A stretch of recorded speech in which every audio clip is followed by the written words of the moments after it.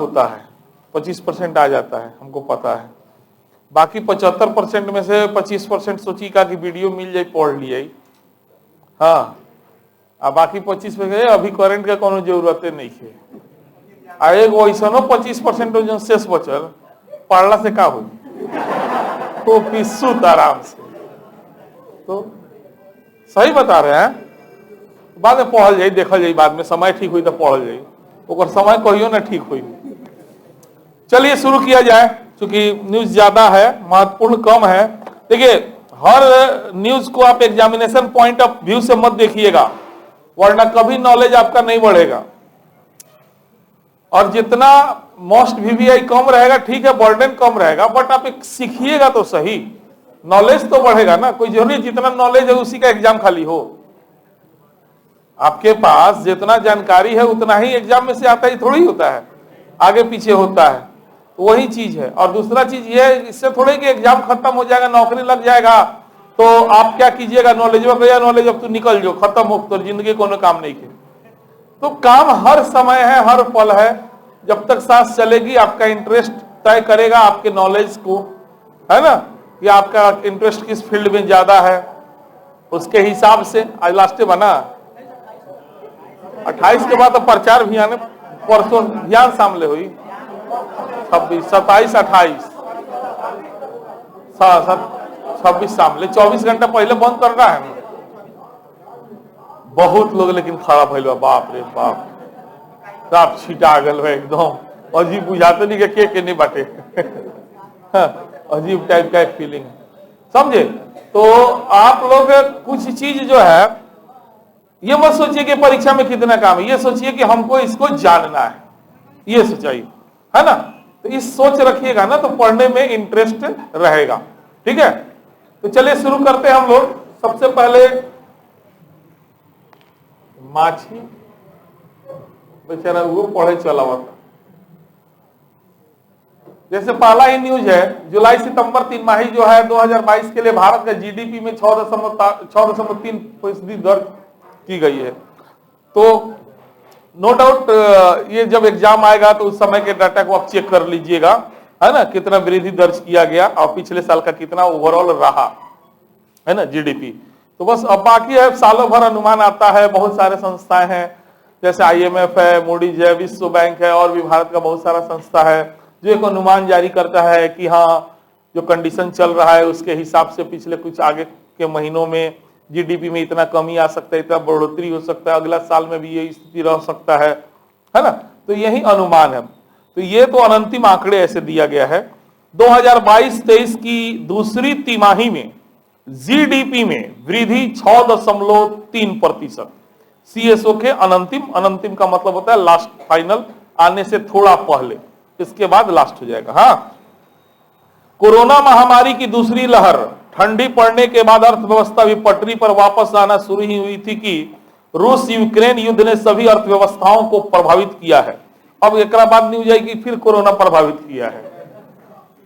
है ना, यही देश में चल रहा है, क्या पता क्या हो गया है। बस खा लीजिए, 2 टाइम पी लीजिए, बढ़िया से सुत रहिए, यही जिंदगी का सबसे बड़ा उपलब्धि समझिए।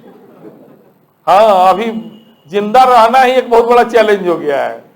जिस तरह टीवी खोल के बैठे तो लगता है कि आज लास्ट रात पका दूं। तो हाँ, अब देख रहे हैं चीन में लोग ढड़ के गिर रहा है, बताइए। हाँ, तो उस तरीका से तो भारत का भविष्य भी सही नहीं है। बट यहाँ पे एक ही को प्लस पॉइंट है कि हम लोग माटी के आदमी हैं। कहने का मतलब इम्यूनिटी सिस्टम ऑलरेडी हम लोग का डेवलप है। हम लोग खुद इतना गंदा चीज खा लेते हैं कि हम लोग अपने पचा लेते हैं। तो यही सब चीज है कि भारत थोड़ा सा बचेगा, वरना सुकुमार लोग तो कहियो लपेटा जाएगा, यही में थोड़ा सा भी पकड़ेगा लपेटा जाएगा। ठीक है, फिर भी थोड़ा सा मास्क वास्क लगा के रहिए लोग, ज्यादा बेहतर रहेगा, है ना। लोहर आइए जाएगा तो क्या कीजिएगा लगा के, अभी बचा पहले जाता है ना। हाँ, तो वही दिया हुआ है कि रूस यूक्रेन अभी माने कोरोना के चलते अर्थव्यवस्था ठीक से हो ही पा रहा था, तले रूस यूक्रेन युद्ध शुरू हो गया है। अब तो रूस यूक्रेन युद्ध ने सभी अर्थव्यवस्थाओं को प्रभावित किया है। आवश्यक पदार्थों की आपूर्ति में कमी आने के साथ साथ कोरोना वायरस के नए वेरिएंट ने तीसरी लहर के लिए दहशत फैला दी है। महामारी की दूसरी लहर के चलते पिछले वित्तीय वर्ष 2020-21 में पहली तिमाही में देश में सकल मूल्य वर्धन अर्थात जीवीए में वृद्धि जो है -22.4% और दूसरी तीसरी तिमाही में -7.3% रही थी, जिससे 2020-21 की पहली छमाही में जीवीए में वृद्धि -14.9% रही थी। महामारी के शिथिल पड़ने पर चालू वित्तीय वर्ष में वृद्धि अब धनात्मक हो गई है तथा इस वित्तीय वर्ष की दूसरी तीसरी तिमाही में जो है जीडीपी में, अंडरलाइन कीजिएगा यहीं से, इस वित्तीय वर्ष माने 2022-23, हाँ, तो इस कब से शुरू होता है वित्तीय वर्ष? 31 मार्च से ना, 1 अप्रैल से, हाँ, तो अब हमनी के 22-23 वाला में आगल बनी सन, तो वहीं तो इस वित्तीय वर्ष की दूसरी तिमाही जो कि जुलाई से सितंबर, पहला हो गया अप्रैल से जुलाई और दूसरा हो गया, हाँ, ये सब जानना चाहिए। तो दूसरी तिमाही अर्थात जुलाई से सितंबर 2022 में जीडीपी में 6.3% की वृद्धि, वहीं जीवीए में 5.6% की वृद्धि अब प्राप्त की गई है। बस सही पूछिए तो इतना काफी है, इतना ही दिमाग में आपको रखना है, ठीक है। 2022-23 के दूसरी तीसरी तिमाही में जीडीपी में कितना प्रतिशत? 6. जीवीए जीडीपी वो आकलन के तरीका आजकल नया नया अनुमान लोग लगावे खातिर है ना, जैसे भूटान है जो खुशहाली सूचकांक तैयार किया है, हैप्पीनेस इंडेक्स, हाँ, तो इस तरह भारत में अभी जीवीए चल रहा है। जब इकोनॉमिक्स पढ़ाएंगे तो पूरा विस्तार से बताएंगे वहां पे, है ना। तो जस्ट लाइक जीडीपी ही है वो भी एक प्रकार का, हाँ, उसमें एक्स्ट्रा खर्चा को काट दिया जाता है, दोबारा इनकम नहीं जोड़ा जाता, ये बचने का प्रयास किया जाता है। उस थ्योरी है, बता देंगे, अभी फिलहाल समझिए जीडीपी जीवीए लगभग एक ही है ना, ऐसे एक है नहीं, लेकिन उसमें कुछ जैसे जीडीपी में होता है सकल, हाँ, उसमें, हाँ, और सकल का मतलब सीधा जानिए कि मतलब एक होता है नेट, एक होता है सकल। छेड़छाड़ करिएगा तो समझ लीजिए, समझ में आ जाए तो आ जाए, और नहीं आए तो इकोनॉमिक्स पढ़ाएंगे मस्त, उसमें चिंता नहीं कीजिए। जैसे मान लिए पेन हम बना रहे हैं, ये पेन बनाने में जितना इसका चीज का जरूरत है वो सब का दाम हम लोग जोड़ लेंगे। अब पेन बना रहे हैं, अचानक हाथ कट गया, तो हाथ कट गया तो भाई इसमें मान लिया गया 10 रुपये इसमें खर्चा हो गया, हैंडीप्लास्ट लगा लिए कि वो किए, तो ये 10 रुपया किस में जोड़ा जाए कि नहीं जोड़ा जाए? अगर जोड़ दिए तो सकल हो गया, नहीं जोड़ रहे हैं तो नेट होता है। कोई भी चीज का आकलन सामान का ऐसे किया जाता है, 2 आधार पे किया जाता है मोटे तौर पर, एक सकल के आधार पे, एक नेट के आधार पे। सकल के हम समझाने के लिए आपको थोड़ा सा समझा दी, जैसे कि रूम रेंट हो गया, है ना, मशीन में टूट फूट हो गया, बहुत तरह का, या कोई भी खर्चा जो काम हो रहा था उस दौरान हो रहा है। लेकिन आप ये समझिए कि कोई जरूरी नहीं है कि मेरा हाथ कट गया तो दूसरा कंपनी बना रहा होगा तो उसका भी हाथ कट जाएगा, तो उसका तो उतना कॉस्टिंग कम हो जाएगा ना, तो उसका सामान का दाम कम हो जाएगा। तो ये सब चीज विवाद चलता रहता है, इसीलिए देश के विकास को मापने के बहुत सारे आधार हैं, है ना। डीपी, एनपी, डीपी को 2 भाग में बांटते हैं, जीडीपी, एनडीपी, फिर एनपी एक होता है उसको भी 2 भाग में बांटते हैं, जीएनपी, ग्रॉस नेशनल प्रोडक्ट, है ना, नेट नेशनल प्रोडक्ट, ऐसे करके एक लंबा थ्योरी है, इंटरनेशनल राष्ट्रीय आय, नेशनल इनकम। इकोनॉमिक्स में जब पढ़ाएंगे तो वहां पे पूरा डिटेल में हम आपको समझाने का कोशिश करेंगे, एकदम इजीली समझ में आएगा, ठीक है। तो इस न्यूज से आप लोग निकाल सकते हैं, बाकी पढ़ना बेहुदई है, उतना कोई जरूरत नहीं है। इस न्यूज का मेन पॉइंट यही हो गया कि इस वित्तीय वर्ष अर्थात 2022-23 के दूसरी तिमाही, है ना, यानी जुलाई से सितंबर में जीडीपी में कितना प्रतिशत? हाँ, 6.3, और जीवीए में कितना हो गया? 5.6% की वृद्धि दर्ज की। बस हो गया, इसको रहने दीजिए, बाकी धीरे धीरे जैसा और कंसेप्ट बढ़ेगा वैसे देखा जाएगा। चलिए नेक्स्ट न्यूज है, 2022-23 की पहली छमाही में कृषि एवं प्रसंस्कृत खाद्य उत्पादों के निर्यात में 25% की वृद्धि हुआ है ना। कृषि एवं प्रसंस्कृत खाद्य उत्पाद के निर्यात बेचिलेशन में 25% एक्स्ट्रा बेचाइल बा, ज्यादा बेचा गल बा, है ना, इस तरीका का। वाणिज्य मंत्रालय के अंतिम आंकड़ों के अनुसार चालू वित्तीय वर्ष अर्थात 22-23, जब भी इस तरह के शब्द आए क्या समझिएगा? 22-23 का मतलब 1 अप्रैल 2022 से 31 मार्च 2023। हाँ, कैलेंडर वर्ष लागू नहीं होता है इसमें। कैलेंडर वर्ष का मतलब क्या हुआ? 1 जनवरी से 31 दिसंबर, कैलेंडर वर्ष इसको बोलते हैं। वित्तीय वर्ष का मतलब 1 अप्रैल, तो इसमें 2 साल खींचा जाता है, तो इसे 22-23 तो वही लिखा हुआ है चालू वित्तीय वर्ष अर्थात 22-23 की पहली छमाही में। एक मिनट जो निकाल देते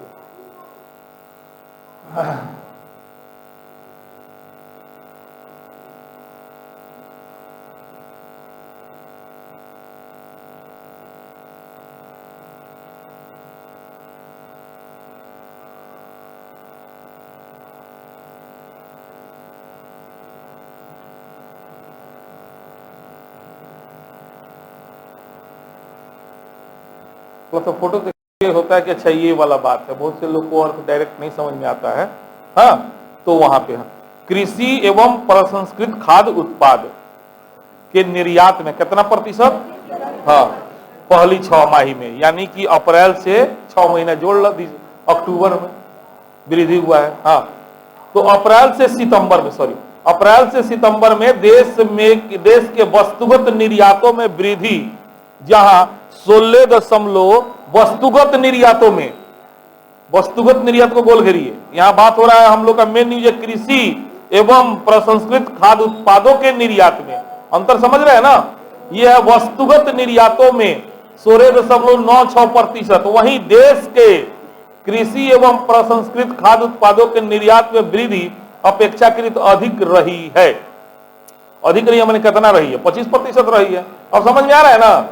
जहां एक तरफ वस्तुगत निर्यातों में वृद्धि दर्ज किया गया है, कितना? 17% के आसपास, लगभग 17% है ना। और वहीं जो है कृषि एवं ये खाद्य प्रसंस्कृत ये में 25%। बस यही न्यूज अगर याद हो गया तो याद हो गया, बस काम आपका 100% ओके हो गया, है ना। इस तरीका से वाणिज्य मंत्रालय के ही आंकड़ों के अनुसार संदर्भित छमाही अर्थात मैंने उसी छमाही अप्रैल से सितंबर 2022 में देश के कृषि एवं प्रसंस्कृत खाद्य उत्पादों के निर्यात, अंडरलाइन कीजिए, देश के कृषि एवं प्रसंस्कृत खाद्य उत्पादों के निर्यात में वृद्धि 25% दर्ज की गई है। बस चलिए इतना ही काफी है, इतना न्यूज, ठीक है। तो 2-3 चीज हमको इसमें मिल गया। एक मिल गया वस्तुगत निर्यात में भी, तो वस्तुगत निर्यात में कितना? 17%, और आपको कृषि प्रसंस्कृत खाद्य में, हाँ वेरी गुड। चलिए रवि मौसम, नेक्स्ट न्यूज, रवि मौसम 2022-23 के लिए पोषक तत्व आधारित सब्सिडी का निर्धारण किया गया है। खूब हंगामा चल रहा है ना। किसानों को सस्ती दरों पर मिलेगा खाद, यानी फास्फोरस पोटास उर्वरक पर सब्सिडी मंजूर हो गया है ना। और यही इसका नया रेट तय किया गया है, ठीक है ना। तो ये VVI कर लीजिए आप, इसको समझ में आ रहा है बात। न्यूज रबी मौसम 2022-23 के लिए पोषक तत्व आधारित सब्सिडी का माने खाद पर कितना सब्सिडी दिया एकरे निर्धारण करल गया, जेमे NPK आवेला नु, NPK पोषक तत्व होला नु खेती ला, तो वे NPK के रेट जो है सब्सिडी दे करके एगो फिक्स किया गया है, छूट दे करके एगो मिनिमम रेट पर लाया गया है।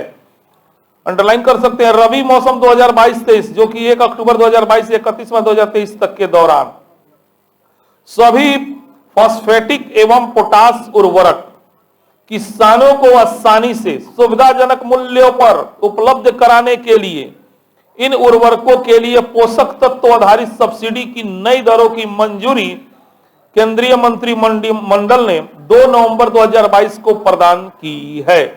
बस ठीक है, जो नया रेट है 2 नवंबर 2022 से लागू हो गया। प्रधानमंत्री मोदी जी की अध्यक्षता में आर्थिक मामलों पर मंत्रिमंडलीय समिति की 2 नवंबर 2022 की बैठक में नाइट्रोजन, फास्फोरस, पोटास एवं सल्फर, अंडरलाइन कीजिएगा, नाइट्रोजन, फास्फोरस, पोटास एवं सल्फर जैसे विभिन्न पोषक तत्वों से युक्त फॉस्फेट एवं पोटास उर्वरकों के लिए निम्नलिखित पोषक तत्व आधारित सब्सिडी रबी सत्र 22-23 के लिए स्वीकृत की गई है। जहां N का मतलब क्या हुआ? नाइट्रोजन, तो इसके लिए रेट हो गया है 98, हाँ 98.02 रुपया प्रति किलोग्राम। हाँ उसी तरह P for phosphorus, P for और फास्फोरस आधारित खाद का दाम हो गया है 66.93 रुपया प्रति किलोग्राम। वहीं के फॉर पोटास, पोटास आधारित खाद के दाम हो गल बा 23 रुपये 65 पैसे प्रति किलोग्राम। और एस फॉर सल्फर, और सल्फर आधारित हो गया 6 रुपये 12, काफी कम कर दिया गया है ना, काफी कम कर दिया गया है। चलिए गुड न्यूज है किसानों के लिए। देखो हम थ्योरी पढ़ावत नहीं, प्रयोग ना करें, प्रयोग करे के बाद तो वोट बढ़िया से दिमाग से दो लोग, है ना। बहुत कुछ पढ़े नहीं संविधान, ना समझ में आया, कहेला कुछ होला कुछ हो, है कि नहीं है। मिलेगा, काहे नहीं मिलेगा, एकदम आंदोलन कीजिए मिलेगा, पढ़ाई छोड़िए।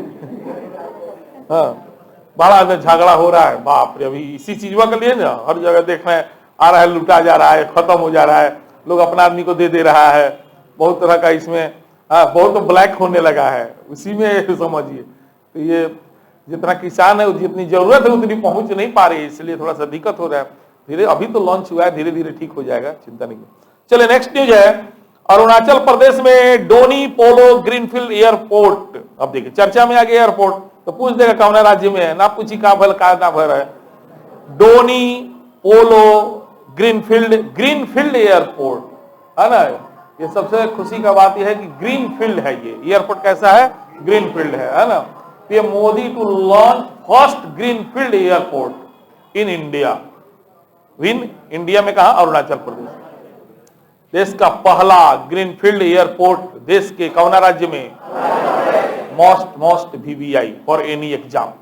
एक लाइन काफी जल बोल देनी होते नहीं, इतने बस, है ना, इस तरीके से। अरुणाचल प्रदेश की राजधानी ईटानगर के निकट होलंगी में स्थित डोनी पोलो हवाई अड्डे का उद्घाटन मोदी जी ने केंद्रीय विधि मंत्री किरण रिजिजू तथा राज्य के मुख्यमंत्री पेंगा पांडू की उपस्थिति में 19 नवंबर 2022 को किया। बड़े अंडरलाइन मत करो, कहिया किया, ठीक बा, 19 नवंबर 2022 को इसका उद्घाटन हुआ बस।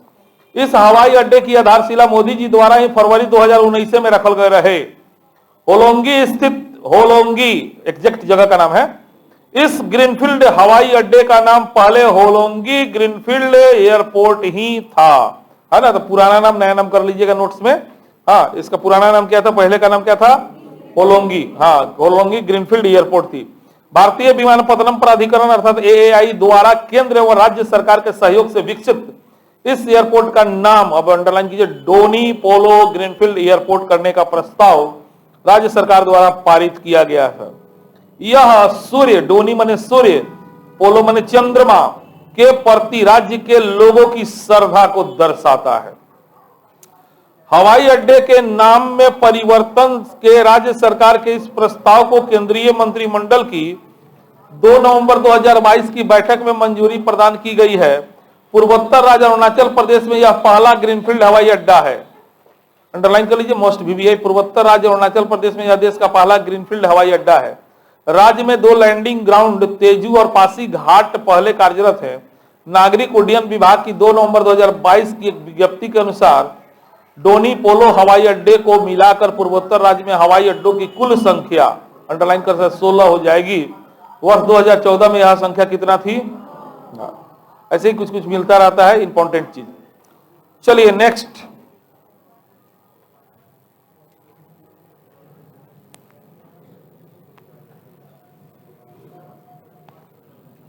भूल जाओ दुबई सिंगापुर, है ना, अब यात्रा करना है। खूब चर्चा में आया था, मोदी जी के मुंह से निकला था, भूल जाओ दुबई सिंगापुर। पीएम मोदी ने पीएम मोदी की काशी ने मारी लंबी छलांग, है ना, एकदम बनारस से डिब्रूगढ़ का यात्रा कीजिए, हाँ मजा लीजिए, हाँ पार्टी वार्टी करते रहिए, इसमें सारा सुविधा है। हाँ तो नया लॉन्चिंग हुआ है ना, कहां से कहां तक हुआ है, तो आपको वाराणसी से डिब्रूगढ़, हाँ डिब्रूगढ़ न्यूज हेडिंग है, वाराणसी डिब्रूगढ़ के बीच विश्व की सबसे लंबी रिवर क्रूज यात्रा, इसको क्रूज यात्रा बोलते हैं। हाँ यहाँ पे है ये जहाज, ऐसा नहीं जहाज में बैठ के मैंने खाए पिए नाच गान पार्टी फंक्शन सब एंजॉय करत रहल हो चलत रहा, बस खाली पैसा तो रहे के। मोदी जी हमें सब्सिडी ना दी भैया। जल मार्ग पर्यटन को बढ़ावा देने के लिए, ठीक है, जल मार्ग पर्यटन को बढ़ावा देने के लिए अभी हाल ही में कहां से कहां तक, हाँ, तो वाराणसी से डिब्रूगढ़ के बोगीबील तक, एग्जैक्ट जगह हो गया बोगीबील तक एक नई क्रूज सेवा की शुरुआत 7 जनवरी 2023 से संभावित है। देश में ही निर्मित गंगा विलास क्रूज के जरिए संपन्न की जाने वाली यह सेवा विश्व की सबसे लंबी लग्जरी रिवर क्रूज सेवा होगी। देश की सबसे लंबी लग्जरी क्रूज सेवा इसी को बना दिया गया। ये बनारसी से प्रारंभ होने वाली डिब्रूगढ़ तक की इस यात्रा के तहत कितना किलोमीटर की यात्रा, 3700 किलोमीटर की दूरी 52 दिनों में संपन्न होगी। एकदम एक बार यात्रा 52 दिनों का ट्रिप मारिए, 2 महीना एकदम पानी में छपा के छई छपा छई, हाँ, तो 3700 किलोमीटर की दूरी 52 दिनों में संपन्न होगी। इस दौरान भारत एवं बांग्लादेश की 27 नदी प्रणालियों से होते हुए 50 से भी अधिक पर्यटक स्थलों जिनमें कुछ विश्व धरोहर स्थल भी शामिल हैं को यह क्रूज कवर करेगी। वाराणसी से अपनी यात्रा शुरू करने के बाद बक्सर, है ना, बनारस से शुरू करा जाए तो बक्सर गाजीपुर रामनगर होते हुए 8वें दिन पटना, एकदम क्लियर बैकर फिक्स वारू, मैंने बताओ बनारस से पटना में 8 दिन लगे समझ रहे हैं ना, एकदम खाते पीते, हाँ, नदी का आनंद लेते हुए, तो 3 लाख रुपए लगे, ज्यादा लगे, 8 रुपए 24 ज्यादा लग जाए ना हो, वो रूट पे बड़ा वाला बेतिया वाला अभी ना हो, सही को हता नहीं तो बॉर्डर पे आ गया है, रामनगर बेतिये वाला है ये, हाँ हाँ, काशी नगर कोसी नदी से जोड़ लेगा ना गंडक से, बिल्कुल बिल्कुल सही बोल रहे हैं, रामनगर बेतिये वाला है ये, हाँ, तब ना बेतिया वाला पकड़ के तब ना पटना जाएगा, पटना जाना है ना इसको, हाँ, तो रामनगर होते हुए 8वें दिन पटना, 20वें दिन कलकत्ता, 12 दिन लगी फिर पटना से कलकत्ता जाए, 20वें दिन कोलकाता, जहां से बांग्लादेश की सीमा में प्रवेश करके 15 दिन तक यह बांग्लादेश के ढाका सहित कुछ महत्वपूर्ण स्थलों से होते हुए यह अपने गंतव्य फाइनल बोगीबील डिब्रूगढ़ पहुंचेगा। रास्ता में कच्ची कच्ची दिखाई, मेन काजीरंगा नेशनल पार्क, अरे वाह, सुंदरवन डेल्टा, हाँ, सब घूमते हुए एकदम मस्त, अब ठीक भले देखे। 7 जनवरी 2023 को वाराणसी से शुरू हुई इसकी पहली यात्रा का समापन 1 मार्च को डिब्रूगढ़ में होगा। इस प्रकार 80 पर्यटकों को लेकर, मात्र 80 आदमी के तो लेके जाइए करी, 80 पर्यटकों को लेकर 3200 किलोमीटर की जल यात्रा 52 दिनों में यह जलयान पूरी करेगी। इसके टाइम टेबल का विमोचन उत्तर प्रदेश के मुख्यमंत्री योगी आदित्यनाथ ने 11 नवंबर 2022 को वाराणसी में कर दिया है। विश्व की इस सबसे लंबी रिवर क्रूज यात्रा का संचालन PPP अर्थात पब्लिक प्राइवेट पार्टनरशिप आधारित होगी। इसके लिए भारतीय अंतर्देशीय जलमार्ग प्राधिकरण ने अंतरा लग्जरी रिवर क्रूजेज एवं जेएम बक्सी रिवर क्रूजेज के साथ सहमति पत्र पर हस्ताक्षर किए हैं। यात्रा के किराए का निर्धारण निजी क्षेत्र के संचालकों द्वारा ही किया जाएगा, निजी क्षेत्र के दे दे बहुत किराया होगा। चलिए, तो देश के अंदर जो है सबसे लंबा क्रूज यात्रा कहां से कहां, वाराणसी से डिब्रूगढ़। चलिए नेक्स्ट है, बाकी दिन उन याद रख लीजिएगा, सब एग्जाम में बेहुदा टाइप सवाल पूछा, कौ दिन का यात्रा कराएगा, है ना, कितना किलोमीटर की यात्रा, हाँ, ये सब थोड़ा सा नोट्स में लिख लीजिएगा लोग। चलिए नेक्स्ट है, 15 नवंबर 2022 को वैश्विक जनसंख्या में 8 अरब का बिंदु पार किया।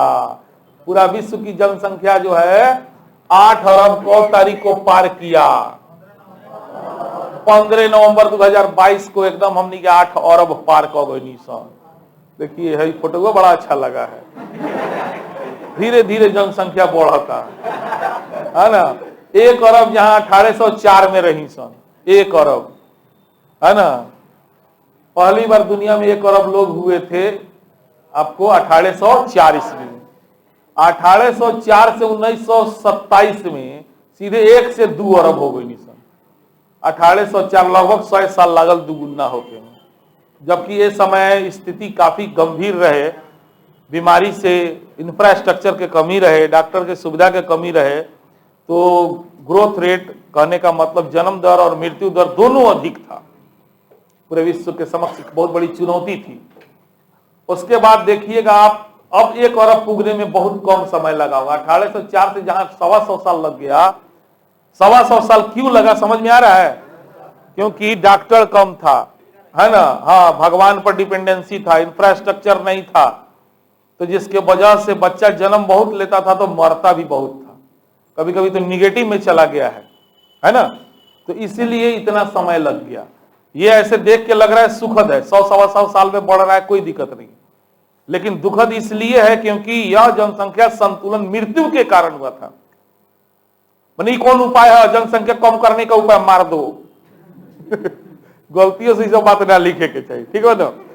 उसके बाद जैसे जैसे थोड़ा सा लोगों का इनकम बढ़ा, देश आगे विकास के गति में आगे बढ़ा, तो देखिए 27 से 60 लगभग माने 33 साल में ही 1 अरब, 33 साल में 1 अरब, दूसरे से कितना हो गया? 3 हो गए।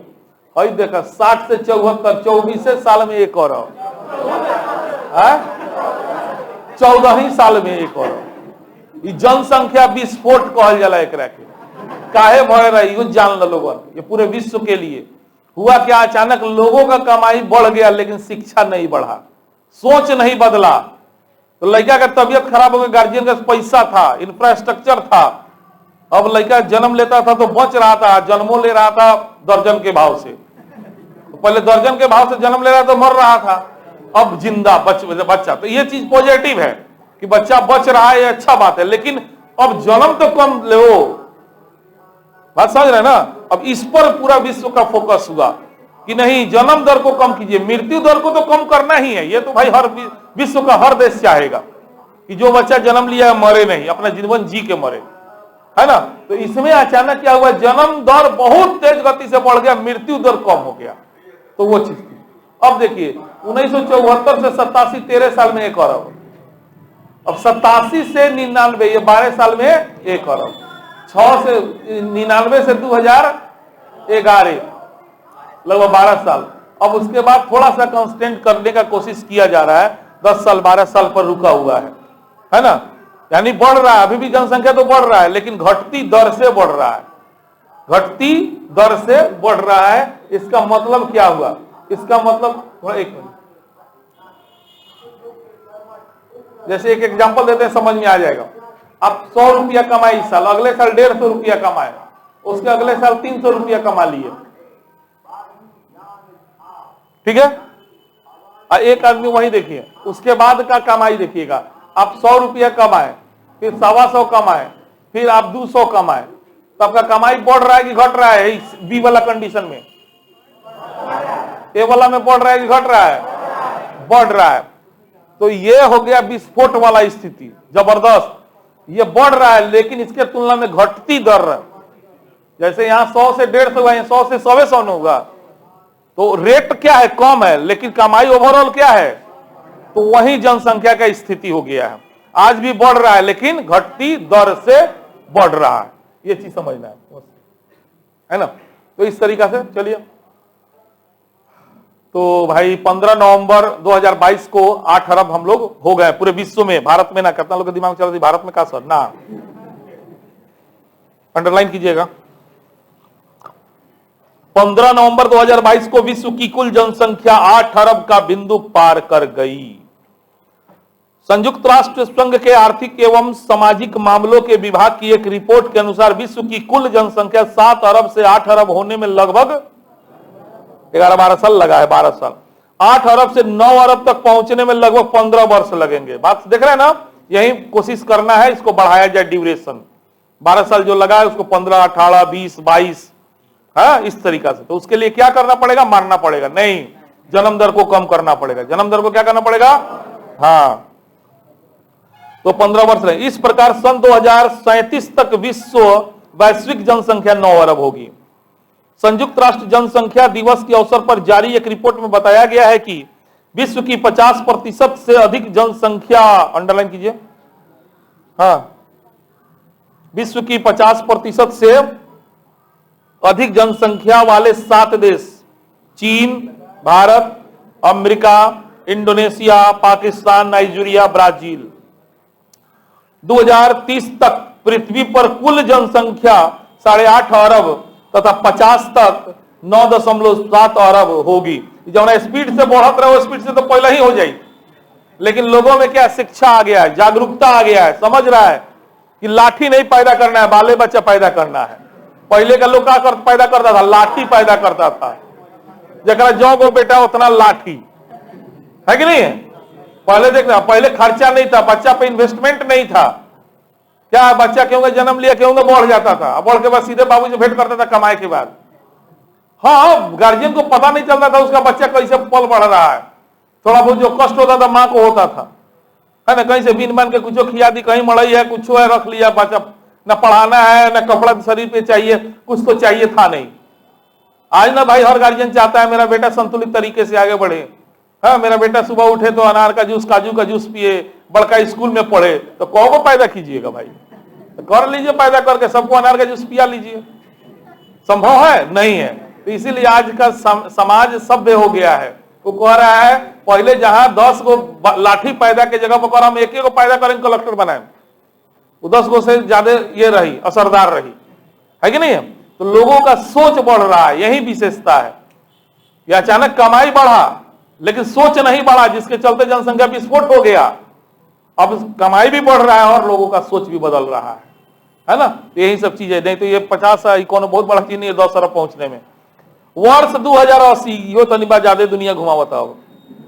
2080 के दशक में यह अपने सर्वोच्च बिंदु 10.4, ये बताना चाह रहा है, ये देखिए बताना क्या चाह रहा है। उसके बाद डाउनफॉल भी हो सकता है, ये बताना चाह रहा है। लेकिन 2080 ले अभी डाउन हो जाएगा चांस नहीं है लौकत, भले धीमी गति से ही बढ़ो लेकिन बढ़ ही। लेकिन 2080 के बाद हो सकता कि जनसंख्या अचानक कांस्टेंट वही पर जाकर रुक जाई और बाद धीरे धीरे कम होके लगी। ए टाइप से ये सिचुएशन दिखाना ये चाह रहा है। तो वर्ष 2080 के दशक में यह अपने सर्वोच्च बिंदु यानी 10.4 अरब के स्तर पर पहुंचेगी, जिसके बाद वर्ष 2100 तक स्थिर बने रहने के बाद इसमें गिरावट आना प्रारंभ हो जाएगा। रिपोर्ट के अनुसार 2023 में भारत की जनसंख्या चीन की जनसंख्या से अधिक हो जाएगी।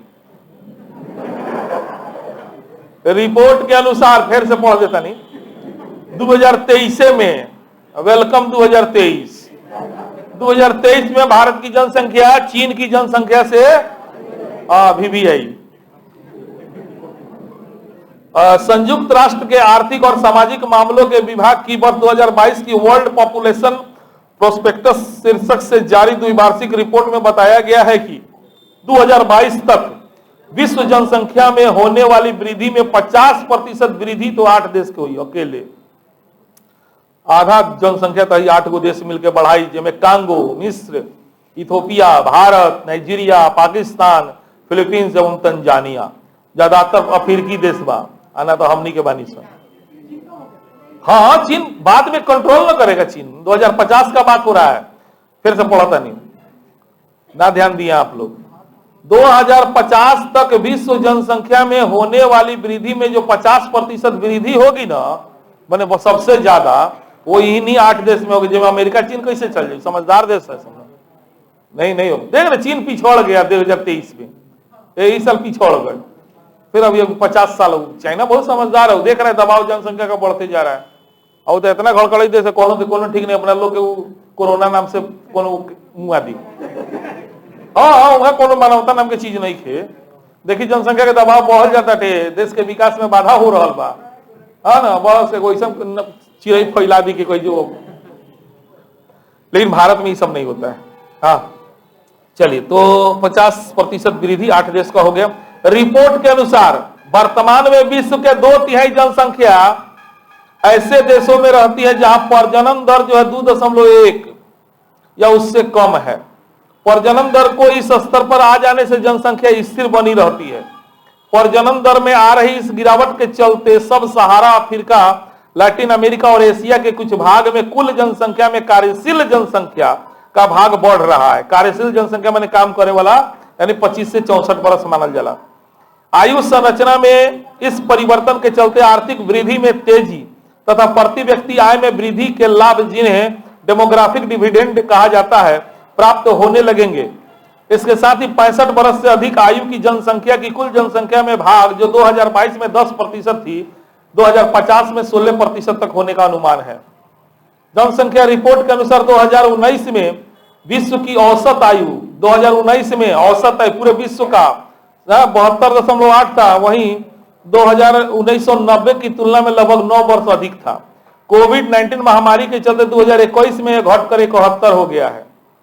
2050 में विश्व में औसत आयु 77.2 रहने का अनुमान है। चलो ठीक है। तो ओवरऑल देश की विश्व की जनसंख्या 8 अरब कौना तारीख को पार किया? 15 नवंबर 2000। चीन को पीछे छोड़ देगा भारत जनसंख्या मामला कौना साल? बस ये सब कुछ चीज है, इसको याद रखिएगा, है ना।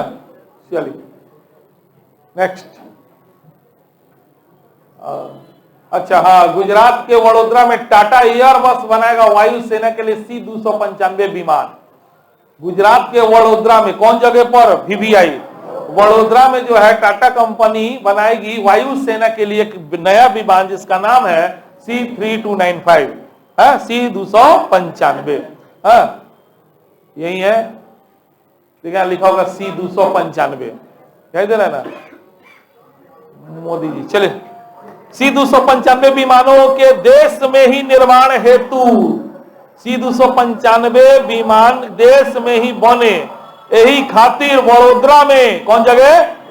वडोदरा में टाटा एयरबस परियोजना का प्रधानमंत्री द्वारा शिलान्यास, अंडरलाइन कर सकते हैं।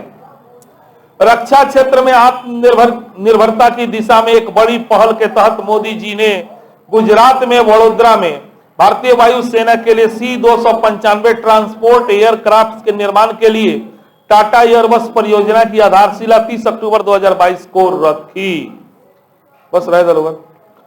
यह परियोजना सरकार की मेक इन इंडिया परियोजना को ही बढ़ावा देगी। इस परियोजना के तहत टाटा एडवांस सिस्टम एवं एयरबस डिफेंस कमर्शियल कंसोर्शियम द्वारा भारतीय वायुसेना के लिए बहुउद्देशीय परिवहन विमानों का निर्माण किया जाएगा। यह देश में ऐसी पहली परियोजना है जिसके तहत निजी क्षेत्र की किसी कंपनी द्वारा सेना या सैन्य विमानों का निर्माण देश में किया जाएगा। अंडरलाइन कर लीजिए, यह देश में ऐसी पहली परियोजना है जिसके तहत कोई प्राइवेट कंपनी सेना ला विमान तैयार करी, सेना ला कोई प्राइवेट कंपनी, ऐसे पहले सरकारी कंपनी करे। यह भी पहला ही अवसर होगा जब C-295 विमानों का उत्पादन यूरोप के बाहर किसी देश में यानी भारत में होगा। अब तक C-295 यूरोप में बन रहा था, अब वो कहां बनेगा? कौन बनाएगा? टाटा। कौन बनाएगा? कहां बनाएगा? वडोदरा में। कहां बनाएगा? C-295 विमानों का निर्माण मूलतः स्पेन की एक एरोनॉटिक्स कंपनी द्वारा किया जाता है। अंडरलाइन कर लीजिए, ये मूल रूप से यह स्पेन का एक कंपनी है, वही बनाता है, जो अब एयरबस की इकाई है। इन विमानों का निर्माण एयरबस के स्पेन स्थित संयंत्र में किया जाता है। एयरबस डिफेंस एंड स्पेस के साथ 56 गो C-295 विमान खरीदने के लिए 21,935 करोड़ का सौदा जो है भारत सरकार ने सितंबर 2021 में किया था।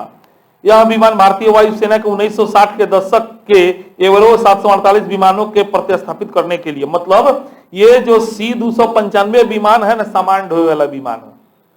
कौन चीज ढोए वाला है? सामान। तो सेना में रहेला बम, गोला बारूद, कपड़ा, खाना पीना, अनशन, ये सब ढोएला।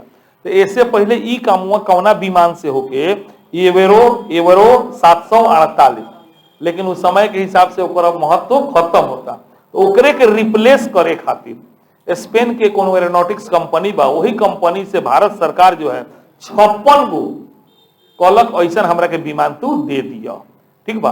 तो वह कुछ विमान सप्लाई भल, तो भल के काहे ना हम विदेश ओकनी से बनवाई, तो हमनी के अपने बनाई सब, तो बोला टाटा कंपनी के देवल गए बा। अब टाटा जब वडोदरा में विमान बनाई, ये न्यूज है, समझ गए। चलिए, इस सौदे के तहत 16 गो मिल गल बा हमनी के, हाँ 16 गो C-295 विमानों की आपूर्ति तैयार हालत में एयरबस द्वारा सितंबर 2023 से अगस्त 2025 के दौरान की जानी है छना भी मिलल लेकिन मिली, जबकि 40 गो विमान को टाटा एयरबस के कंसोर्टियम द्वारा भारत में ही तैयार किया जाएगा। भारत में इनका यह निर्माण सितंबर 2026 से लेकर अगस्त 2031 तक के दौरान किया जाएगा। चलिए नेक्स्ट न्यूज, भारत का 41वां अंतरराष्ट्रीय व्यापार मेला। यह व्यापार मेला जो होता है यह लगता है नई दिल्ली प्रगति मैदान में लगता है, ट्रेड फेयर, ठीक है ना। हाँ, तो बस ये 41वां ज्यादा इंपॉर्टेंट है, नहीं पता है तो जान लीजिए। व्यापार मेला कहाँ लगता है? दिल्ली में प्रगति मैदान में लगता है, ठीक है ना। ये हर साल लगता है। इसमें हमने अपने समय में खूब खाई सन जाई सन, तो ये खूब खा लीजिएगा। तो हर तरह का अचार से लेके चटनी से लेके जूस से लेके दुनिया का सब सामान नया नया इनोवेशन वाला, मंगनी में ना सब खोल खोल के टेस्ट करावे इंसान, नहीं समझे जाइएगा ना तो अचार टेस्ट कराएगा, जूस टेस्ट कराएगा, सब गिलास में रखे रहता है। पीजिए सर, देखिए कैसा क्वालिटी है, प्लीज लिखिए 2 लाइन पियावत रहा लिखत रहा। हमको याद आता है थे दिल्ली में तो करते का थे, कभी कभी आदमी व्यापार में ला रहा था, हाँ चल, पुस्तक में ला रहा था चल, है ना। अब बहुत फ्री में किताब मिलता था, बहुत बड़ी बड़ी कंपनियां आती थी तो फ्री में किताब भी बांटती थी, है ना। तो इस तरीका से तो मतलब हम लोग बिहारी आदमी कैसे हो गए, हम लोग खरीदने अब कहा जाएंगे भाई जूस, बड़ा बढ़िया जूस लगा था, खूब बड़ाई करके निकल जाते थे। हाँ, बदले में क्या कहते, 1 गिलास की जगह 2 गिलास पिला देता था, यही चीज है। तो इसीलिए हमको याद रहता है व्यापार मेला। इंडिया ट्रेड प्रमोशन ऑर्गेनाइजेशन के तत्वाधान में भारत का 41वां अंतरराष्ट्रीय व्यापार मेला 14 से 27 नवंबर 2022 को नई दिल्ली के प्रगति मैदान में संपन्न हुआ। भारतीय व्यापार संवर्धन संगठन के इस वार्षिक व्यापार मेले का उद्घाटन केंद्रीय वाणिज्य मंत्री श्री पीयूष गोयल ने 14 नवंबर को किया। इस बार मेले का आयोजन जो है 73,000 वर्ग मीटर क्षेत्र में किया गया था, जो इस मेले के विगत 40 वर्षों के इतिहास में सबसे बड़े क्षेत्र पर हुआ। मेले में पहले 5 दिन B2B बिक्री के लिए थे, जो केवल व्यापारी के लिए था। B2B माने बिजनेस टू बिजनेस, माने व्यापारी लोग गए सीधे पहल का 5 दिन अपन सामान खरीदलक निकल गए। पहला 5 दिन B2B बिक्री के लिए था, जो केवल व्यापारियों के लिए था, आम दर्शकों के लिए माने हमनी खानी आदमी ला। मेले के द्वार 19 नवंबर को खोले गए थे, है ना। अंडरलाइन करिए, भारत के अतिरिक्त तुर्की, Bahrain, Belarus, Thailand, Afghanistan, Nepal, Iran, Bangladesh, संयुक्त अरब अमीरात, यूनाइटेड किंगडम से 12 गो देशों की कुल मिलाकर लगभग 2500 कंपनी खात मर जीव लोग घूमला से, ये बात जान लीजिए। अब सोचिए इतना 12 गो देश के 2500 कंपनी आए रहे, फर्म आ रहे। हाँ, अब भारतीय कंपनी अभी अलगे बारह सन, है ना। तो इस टाइप से एक मैंने नया नया चीज आपको देखने को मिलेगा। अब पॉकेट में पैसा रहे तो और ज्यादा मजा आएगा। बाइक वाइक बिकता है उसमें जबरदस्त, सब कंपनी जो है, बहुत सारा कंपनी अपने नया नया बाइक उसी में लॉन्च भी करता है सब, कि नहीं ट्रेड फेयर में हम लोग लॉन्चिंग करेंगे, इस तरीके का। तो जबरदस्त होता है वो सब मेला, मतलब हर दृष्टिकोण से हर तरह का सामान आपको उसमें मिलेगा। एक से एक पंपी सेट, थ्रेसर मशीन, है ना, इस तरह का नया नया इनोवेटेड है। क्या मोबाइल तो बहुत इजीली मिलता है, हाँ बिल्कुल, वो तो सब आम लगा रहता है, हर तरह का सामान ये मिलता है। नहीं ठीक है, इनका जिज्ञासा है, बिल्कुल जो भी होता है नया नया कंपनी मोबाइल जो है लॉन्च करती है, बिल्कुल करती है। एक से व्यापार मेला हो, ये होकर नामे है। तो पहले आम जनता व्यापारी लोग पहुंचे, भगदड़ मच जाए, तो वैसे ही बढ़िया उपाय कोई लगा, 5 दिन को लगा, पहले व्यापारी लोग पहुंचे, सामान किनो भागो यहाँ से, और बाद ओपन कर दिलक। ये एक्चुअली चीज होता है, देखिए समझिए और रिव्यू दीजिए ताकि कंपनी का मनोबल बढ़े। ये इस मेले का उद्देश्य, मेन उद्देश्य ये होता है ना, कि आप जाइए, देखिए, समझिए और अपना रिव्यू दीजिए कि हाँ ये सामान, ये प्रोडक्ट जो है कैसा है ना। उस आधार पे ना वो तैयार करेगा, वही चीज होता है। तो इसमें 12 देशों की कुल मिलाकर लगभग 2500 कंपनियां अपने स्टॉल मेले में इस वर्ष लगाए थे। सब ऐसे ऐसे को जगह दे दिया जाता है, इतना बहुत हो गया। हाँ, बड़ा बड़ा गाड़ी वाला है तो एगो गाड़ी रखने का जगह दिया जाए, कहाँ जगह रहता है। यदि करके तो सटल एगो काउंटर बना रहेगा, उसी पे सामान रहेगा, पीछे कुछ लिखा रहेगा या इस टाइप का टीवी रहेगा, उसमें दिखाता रहेगा, इस टाइप से ये रहता। तो वही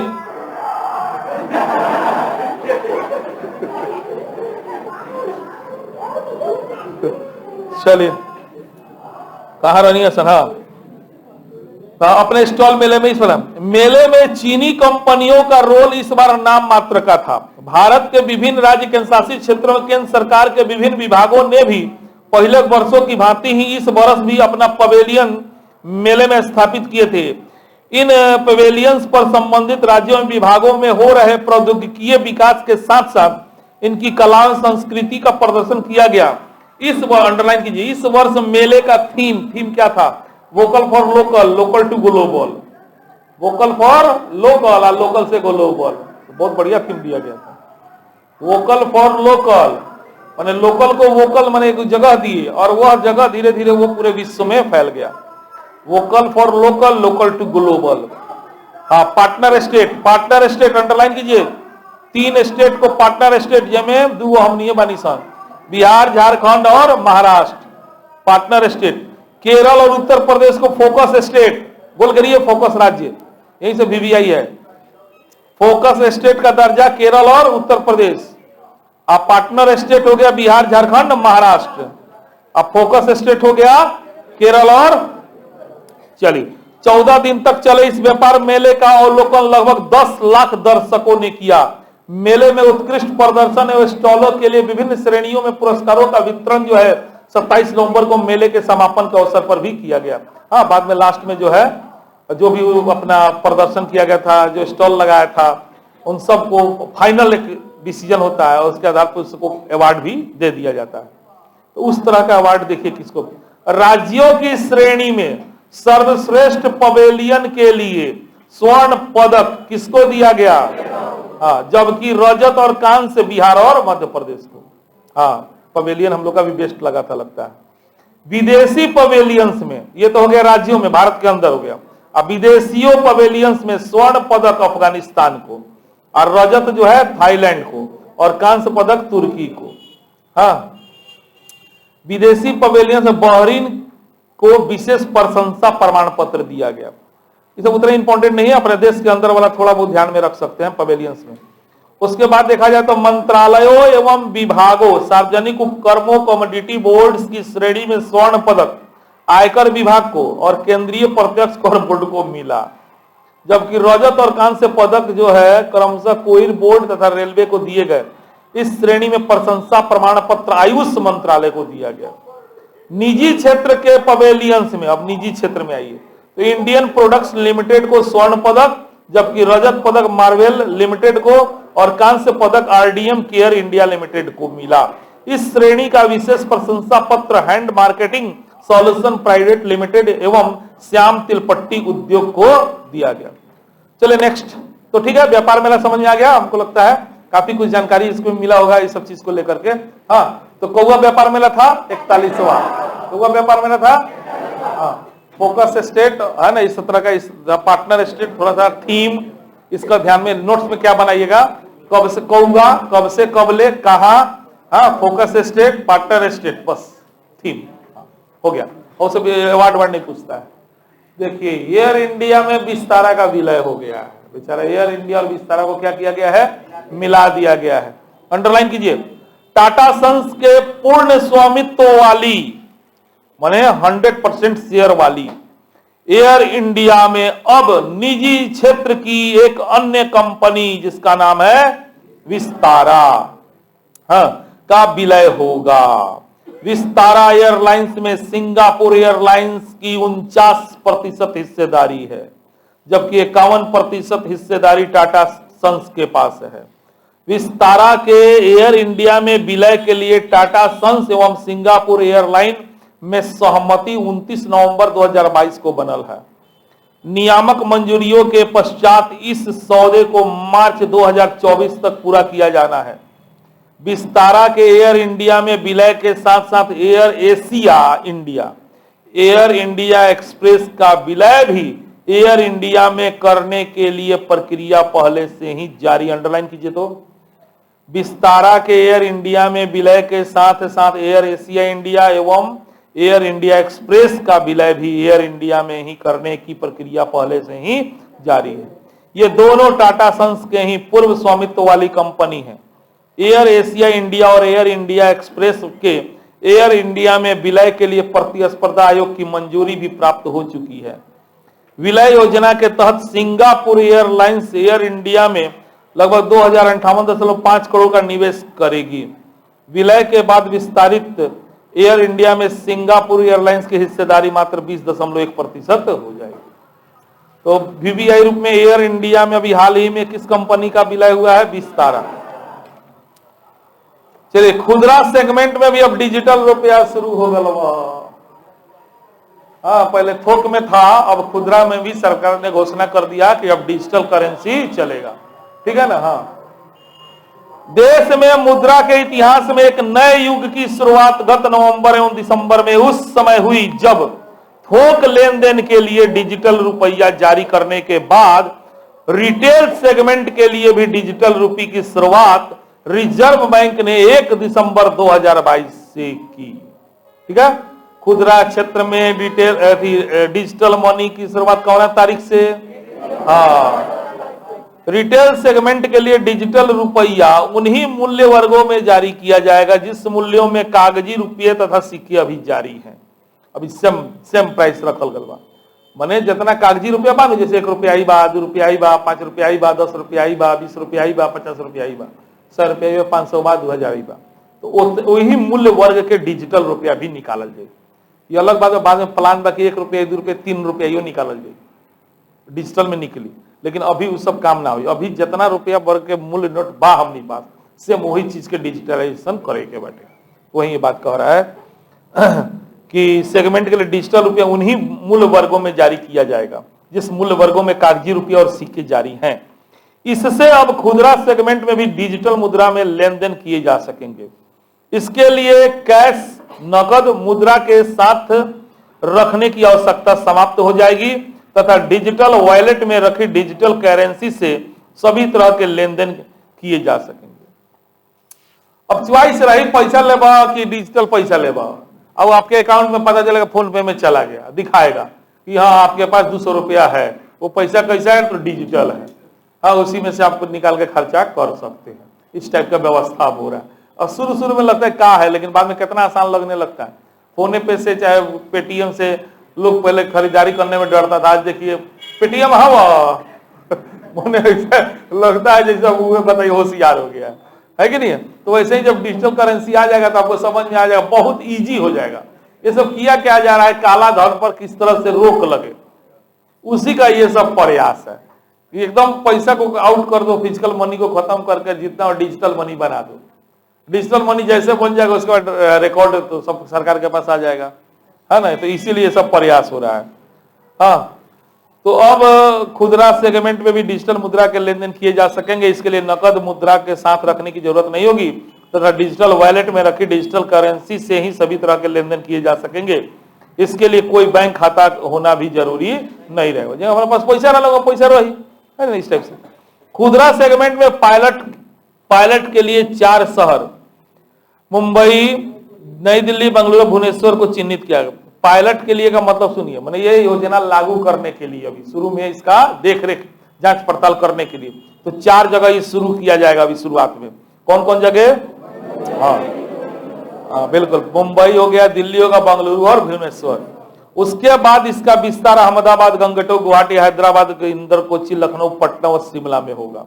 तो पहले चरण में 4 शहर में चलावल जाए डिजिटल मनी। और देखल जाए लोग कितना अपने आप के ये महसूस कर रहा बा ठीक ठाक बाकी ना, अब कोई कमी हो तो दूर करके फिर दूसरा चरण शुरू कर दिए। तो एक टाइप से धीरे धीरे पूरे भारत में फैलावल जाए। हाँ, पायलट प्रोजेक्ट के लिए पहले चरण में 4 बैंक चिन्हित किए गए हैं। इनमें 4 गो बैंक अथी कर दिया कि दुनिया के पैसा दिए सन डिजिटल।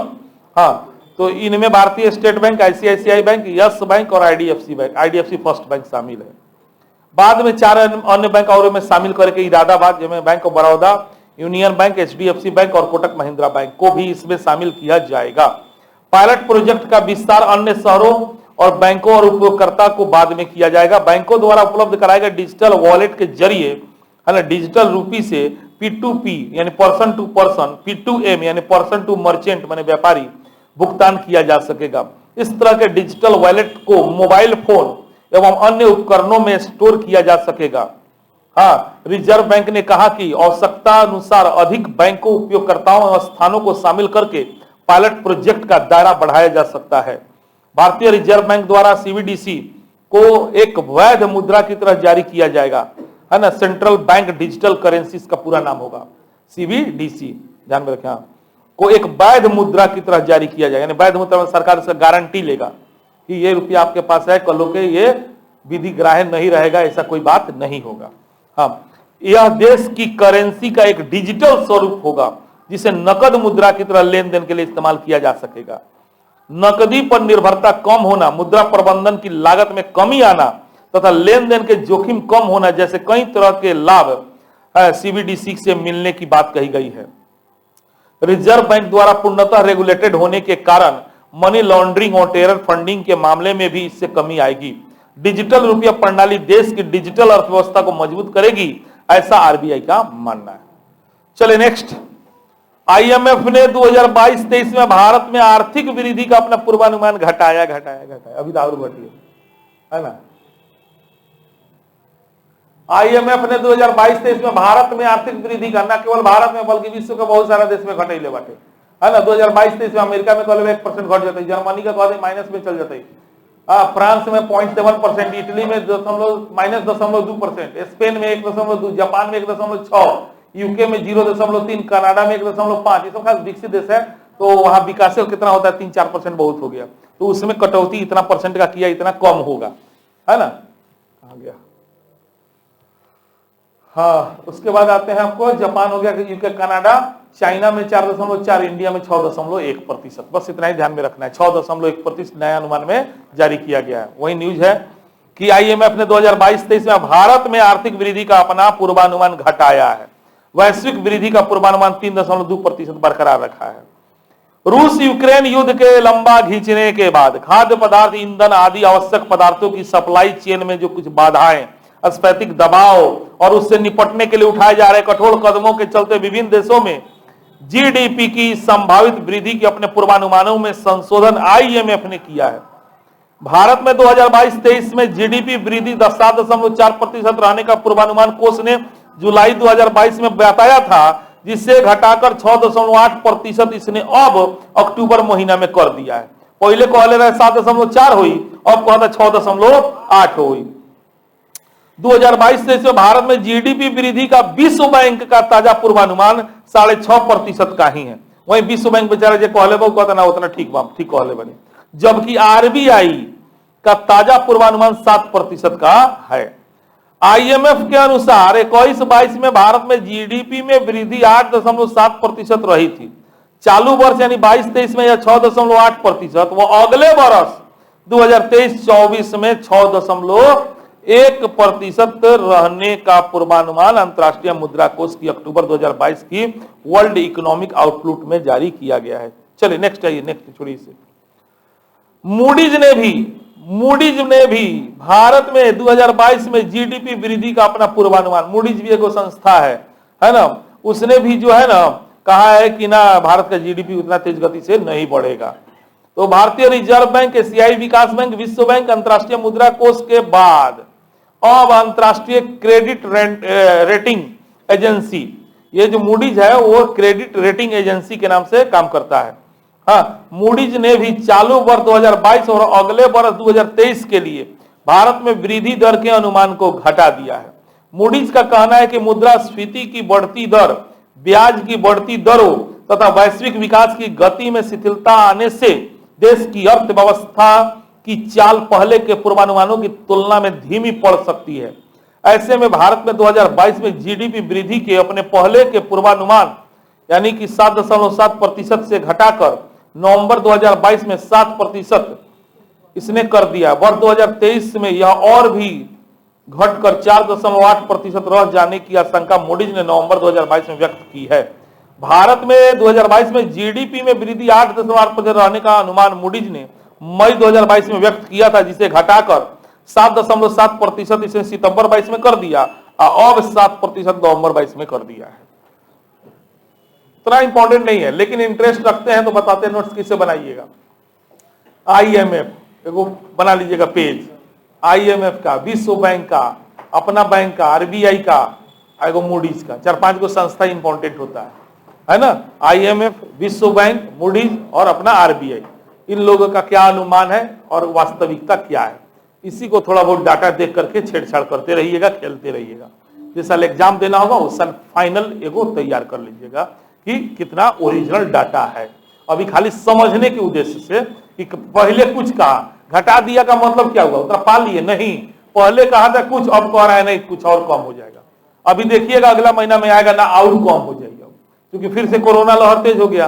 तो फिर इसमें क्या होगा, सब फिर अनुमान घटाएगा कि नहीं घटाएगा, तो सिंपल है घटाएगा, है ना। उसी की वजह से कोरोना कम होने लगेगा तो फिर अनुमान बढ़ा देगा सब। तो यही चीज होता है ये न्यूज। तो बहुत ज्यादा ये डिस्टर्ब न्यूज करता है, पहले बता रहे हैं, इससे आपको डिस्टर्ब नहीं होना है। खूब खिसिया के एगो सवाल आएगा, बात समझ रहे ना, इस टाइप से। तो इससे ज्यादा परेशान नहीं होना है। हर महीना में ससुराई रहेगा बीमारी, फलानवा ने जारी किया, फलानवा के अनुसार, चिलानवा के अनुसार, ये सब चीज होगा। तो हम पहले ही बता दिए, ध्यान 4 पे देना है। एक IMF पे देना है, एक विश्व बैंक पे देना है, मोडीज पे देना है, मोडीज अच्छा है, इसका मान्यता सही रहता है, और एक अपना RBI पे देना है। बस ये 4 संस्था पे देना, बाकी कुछ कह रहा है उसको ध्यान नहीं दीजिए। चलिए आज के लिए इतना। अब हम लोग मिलते हैं सोमवार को अपने सिलेबस के हिसाब से, है ना, वहां से पढ़ाई किया जाएगा। कोई दिक्कत है ना? हाँ, जैसा देखिए दर्पण है, जैसा न्यूज आ रहा है उसके हिसाब से हम लोग अपना तैयारी करते चल रहे हैं। हाँ, कोनो महीना में बहुत ऐसा होगा सब न्यूज भी हो जाएगा, परेशान हो जाएगा पढ़ते पढ़ते। कैसे हम लोग इस बार अंतर्राष्ट्रीय घटनाक्रम 2 दिन पढ़ना पड़ा है कि नहीं है, क्योंकि उसमें इस टाइप का न्यूज था। तो जहां जैसा मौका मिलेगा आपको इतना विश्वास दिलाएंगे, साल भर के अंदर में पूरा देश दुनिया का जो व्यवहारिक समाचार होता है ना, वो सब के बारे में गहराई से हम आपको बता देंगे। जो भी मुद्दा उठता है, जैसे अरब इजराइल वाला मुद्दा टेंशन फ्री हो गया, हाँ उस तरह का बात आता होगा तो आपको मजा आता होगा, है ना। नासा का ही गठन कैसे हुआ, इसके बारे में भी काफी कुछ हमने आपको बताया कि कैसे कैसे द्वितीय विश्व युद्ध समाप्त हुआ, उसके बाद का कहानी क्रम में बताया। इस क्रम में मजबूरी था अमेरिका को नासा का ये करना, है ना, इस तरह। तो वैसे ही जैसे जैसे न्यूज आते जाएगा हम आपको उसके बारे में काफी डिटेल से बताते रहेंगे। आप लोगों का भी धर्म है, इसको जाइए, जो भी हो एक एक लाइन हो नोट्स जरूर बनाइए। हम कह रहे हैं एक एक पेज में बन जाए पूरा आर्थिक बार, कोई दिक्कत नहीं, बनाइए, है ना। और याद रखिएगा परीक्षा जो है 10 जनवरी के बाद से कंटिन्यू आप लोग हर सप्ताह में मिनिमम 2 होगा। इधर तो छोड़ रहे हैं क्योंकि नया साल भी है और 3rd ईयर का एग्जाम भी है, तो इसलिए हम डिस्टर्ब नहीं कर रहे हैं। लेकिन जैसे नया साल बीतता है, नया साल आता है और ये एग्जाम बीतता है, उसके बाद हम